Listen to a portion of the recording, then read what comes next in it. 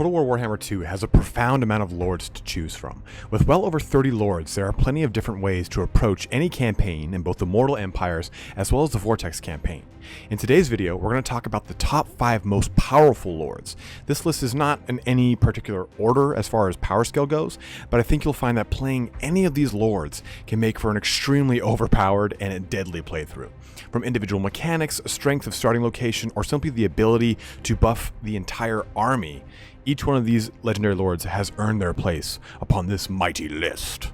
We will kick this list off the right way with the Lord of No Noses himself, VLAD von CARSTEIN. He's the primogenitor of the von CARSTEIN family line. If those of you who know him from lore, he is pretty much the head of the von CARSTEIN family. He has created all of his brothers Conrad, Manfred, Isabella, and we know him for being the one to really first perpetrate the very first vampire wars against the Empire. And some of his campaign effects and bonuses really play into those kind of lore-friendly notions about him. So let's take a look at some of his campaign effects. So he allows the entire army to vanguard deploy, allowing you to move forward and get right up in the face of your combatant right from turn 1. And this is an amazing ability because it allows your really slow moving units like zombies or skeletons a chance to really get up in the face of what you would normally be up against, which is Empire or Dwarf gunpowder. So being able to kind of get in that face quickly allows you to really break through the typical defenses that the Empire and the Dwarfs field.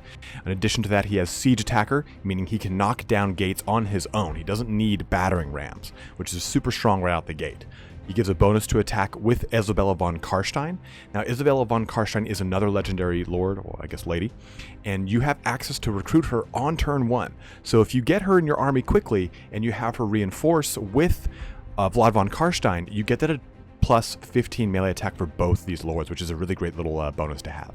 In addition, he does start with Vargheists and Blood Knights, which are very strong units, Blood Knights being a really great anti-large for the vampire counts, and Vargheists are really amazing at harassing backline, which is going to be very present with both Dwarf and Empire AI. Now, lastly, he has access to the Mausoleum of the Mad Count. Now, this gives him quick access to vampire heroes, which you would otherwise need to wait until the tier 3 or 4 building to be produced in your town. Now, this only applies to Castle Drakenhof, but still, he starts right next to Castle Drakenhof on the Mortal Empire's map, so you can get that value train rolling really quickly. Now, probably the largest and the best thing about VLAD von CARSTEIN, it's really the real deal, and his ability to generate very elite armies very fast. With his ability Coven of the Undeath, his personal army gets plus 230 experience a turn, and the faction as a whole gets 150 experience outside of that, meaning that his armies go from freshly summoned to triple chevron in a matter of turns. Couple this with the back end of the yellow tier, and you can finally access those abilities that require rank 7+ units with relative ease. And nothing speaks ease more like Malekith's campaign mechanics, moving over to number 2 with Malekith, the Witch King. He has fast access to Blackguard, he's got a very strong starting position, and he's got a great access to slave economy. So one of his chief most campaign effect, I'd say, is he gives minus 50% upkeep for Blackguard, Dread Spears, Dark Shards, and Bleak Swords. Now, those are all units that you start off with. You automatically have a Blackguard as part of having Malekith, and Dread Spears, Dark Shards, and Bleak Swords are all the tier 1 units that you have access to in the Dark Elf roster. So this really gets you a really good power spike early because it allows you to really stabilize your economy right out the gate. He has access also to 8 strategic buildings and thus unique building chains in Naggarond itself, Hagrafe, Grond, Harganeth, Carcaran, and each of the rest of the major Dark Elf cities, and all of which are easily attainable within the first 50 to 100 turns, depending really on your playstyle and your aggression, which each one of these buildings really, they're dedicated to one facet of gameplay. You know, you've got, in Grond, you have a building that's dedicated more to magic. You've got cavalry bonuses. You've got elite troops bonuses, beast bonuses in Harganeth, and all sorts of great things that come around. Carcaran gives you tons of bonuses to your slave economy, so there's fun for the whole family to be had. Now, Malekith himself can get a disgustingly strong Blackguard army with Towers of the Blackguard in Naggarond, and not only can he recruit Blackguard a whole town tier ahead of a normal Dark Elf town, but they also come out cheaper, faster, with lower upkeep, and 3 whole ranks tacked onto them. I mean, you can spam an entire army well within your first 50 turns, and this stacks with his 50% reduction in upkeep that we already talked about, resulting in some very cheap blackguard. And in addition to that, the motivation through fear skill in the Tyrant line of skills for Malekith begins the insane economic spike for Malekith.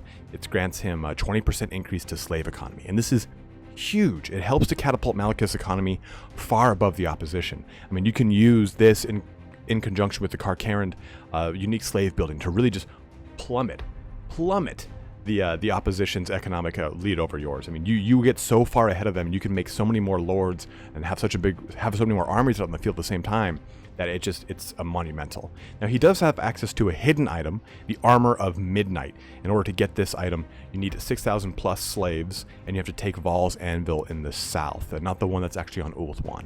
So all these mechanics kind of come together for making the Witch King one of the strongest lords in the Vortex campaign, as well as the Mortal Empires campaign. I don't think there's any other Dark Elf lord that really has the momentum that Malekith can get in the early game. Coming in at number 3 is Malekith's arch nemesis, Grombrindal. Now, Grombrindal has a lot of really great things to bring to the game, to Total War Warhammer. He is one of the later additions as far as the Dwarf Legendary Lords go, but he is a great addition nonetheless, the Legendary White Dwarf. So some of his campaign effects go is that he adds a 40% increase to evasion chance in the underway. So it makes it a far more reliable means of transportation than it already is.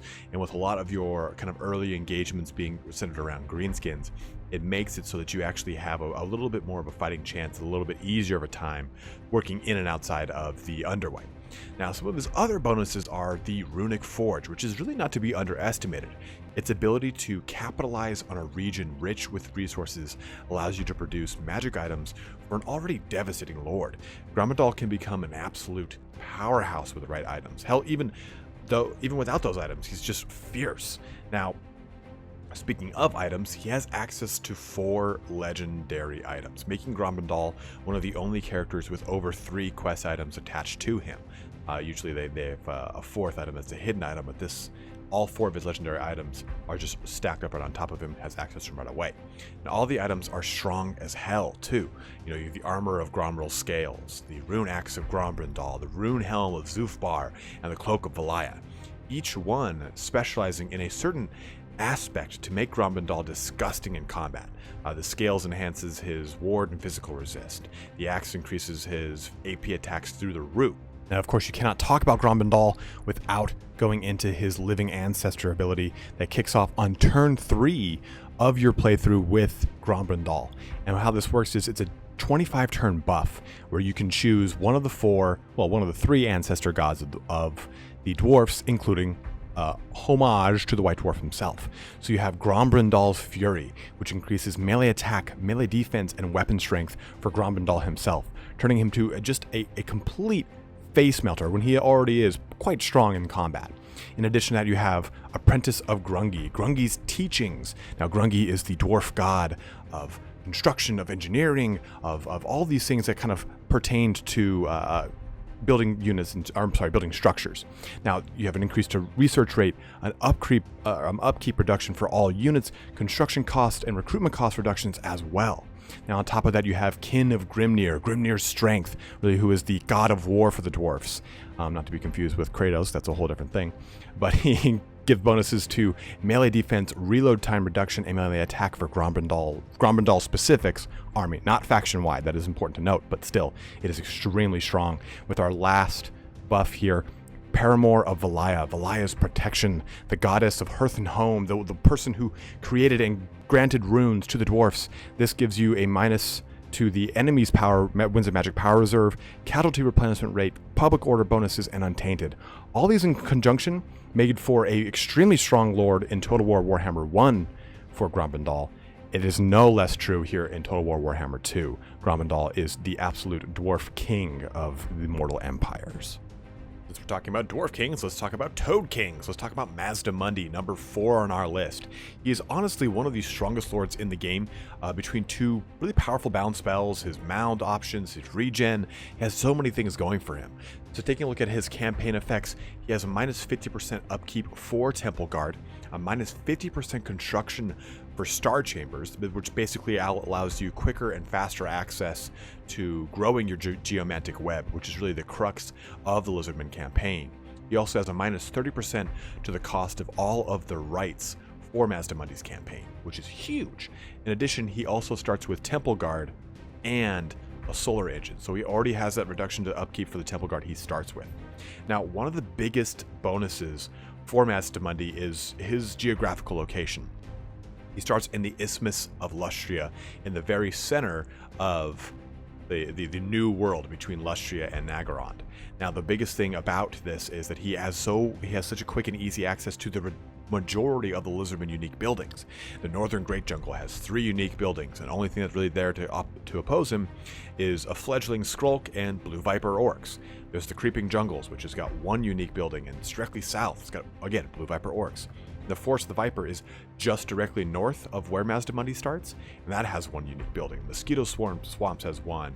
River of Cuesca has got 1. Forbidden Jungle 1. Lost Valley 1.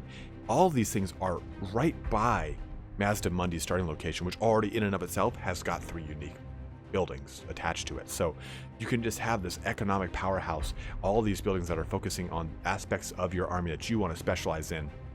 In addition to that, you get a Stegodon mount. You have access to Zlok, so Mazdamundi can have a huge power spike in his survivability as soon as he hits the availability of that mount. Some of his other bonuses, though, are the amount of additional abilities that Mazdamundi has access to via his skill line. It really helps to cement his place in this list. A higher state of consciousness grants him a whopping 25% physical resist. Stack that with Transcendent Healing, which grants him regeneration, on top of Cold Blood, which is an active healing ability that's already present. It makes for a very bulky, figuratively and literally, lord on the tabletop. Now, speaking of his skill lines, there are 2 very strong bound spells that we mentioned that Mazdamundi has access to. Focus of Mysteries, which grants him Banishment, and Ruination of Cities, granting Ruination of Cities. And considering you're dealing with Marauders and Orcs in the early game, this results in 2 very strong Vortex/Wind abilities you can use against the rather large Horde enemies you'll be dealing with throughout the kind of like mid to early game. And he does have access to so many of these buildings that we're talking about, so many of these special skills, so many of these other characteristics, is because he does have a split lore, right? He has access to Nets of Amontok, he has access to Apotheosis, and so many of the other kind of mismatched custom lore or custom package magic for him that it makes for Mazdamundi to have a very strong presence on the battlefield. And now we touch on our last lord, or should I say a lady, ALARIELLE. And she really has the best access to the Sword of Cain. She's in a very unique position in and of herself because she's all the way in the northern portion of Ulthuan, and she has all these really amazing buffs that come alongside her. So let's take a look at these campaign effects.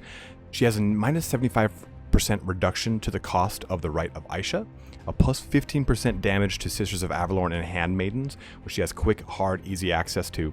She is a hybrid lord or lady as well, granting her access to the Wood Elf Tree Spirits, so Tree Men, all the Dryads, the Wood Spirits, all that kind of action. Lingering public order bonus for any region that she visits, and she starts with the Sisters of Avalorn, which are such a strong unit, especially fighting against a lot of Dark Elves. Now, some of her other bonuses, though, is that she has easy access to her quote-unquote hidden item, the Shieldstone of Aisha, and this is acquired pretty easily. It's accessed by taking the Phoenix Gate from the Scourge of Cain in the early game. In fact, it's the very first thing you have to do if you decide to move north. It grants her 5% ward to ALARIELLE herself, and it also gives 12% physical resistance in the aura around her. She has easy access to all of Ulthuan as well, through either diplomacy or outright conquering. You can actually very easily capture the majority of Ulthuan and then actually create a alliance with Tyrion and get him on your side. I mean, actually have him as a recruitable lord, which is so huge. It's a huge power boost because you have access to the entire island at this point, and you have to get it to get your Defender of Ulthuan ability. The way that ALARIELLE's mechanics work are that for the portions of Ulthuan that are not secured in the High Elf name, Outer and Inner Kingdoms, she actually receives a lot of penalties. So you're encouraged very much to play like a King of the Hill type scenario where you are solidifying Ulthuan, you are keeping it very much intact, and by doing that, you get quite a bit of value added into her. In addition, she has an insane ward resist. Ward, Shieldstone and Gift of Aisha, Ward of Aisha, Shieldstone of Aisha, and Gift of Aisha, all grant a cumulative 21% ward save. She has insane healing. The Star of Avalorn is a huge AoE heal that acts as a bound spell outside of the normal Winds of Magic. And speaking of Gift of Aisha, it's in the same skill line as Guardian of the Land, which is a 15% cooldown reduction on spells, allowing her for just a tits out rate of amount of healing from the Everqueen of Ulthuan, because she does have that dual kit, or that, I guess her custom kit, where she has access to the lore of life abilities, regrowth, and Earthblood, allowing her to really kind of keep the army whole. But that does wrap it up for our 5 lords here. We have now talked about High Elves, we've talked about Lizardmen, we've talked about Vampire Counts, Dwarfs, Dark Elves, a pretty good list here, but there is one bonus lord I'm going to give you guys here, and it is Kroq-Gar. And Kroq-Gar has one of the strongest Mortal Empire starting locations. He can steamroll through the majority of the Southlands with an army almost entirely comprised of Saurus. While this does not make for a particularly fun army, it's actually quite cheesy. It is an absolute scaled choo-choo train of destruction, ripping out of the eastern Southlands. Also, once you solidify your entire Heartland, and with a great unique building that increases your gold income through the roof, you can rampage throughout the rest of the world without worrying about your power base being compromised. On top of that, Kroq-Gar's already beastly combat stats and ability to get Saurus at nearly zero cost. He's just a terror on the battlefield. But alright guys, this kind of sums up our quick little list video here. We're going through our top 5 campaign lords. Hopefully you enjoyed this video and it gave you guys some ideas on some lords that you'd want to play in your Total War Warhammer 2 campaign or Mortal Empires campaign. I know that going through this list, and maybe want to start up some of these lords again as another campaign, so let me know in the comment section below if that did spark that interest in you. I can keep doing some more of these videos here for you guys here, but thanks so much for tuning in. Don't forget to check out my Patreon. Go ahead and subscribe, comment below. But as always guys, thanks for watching, have a good one, and take care.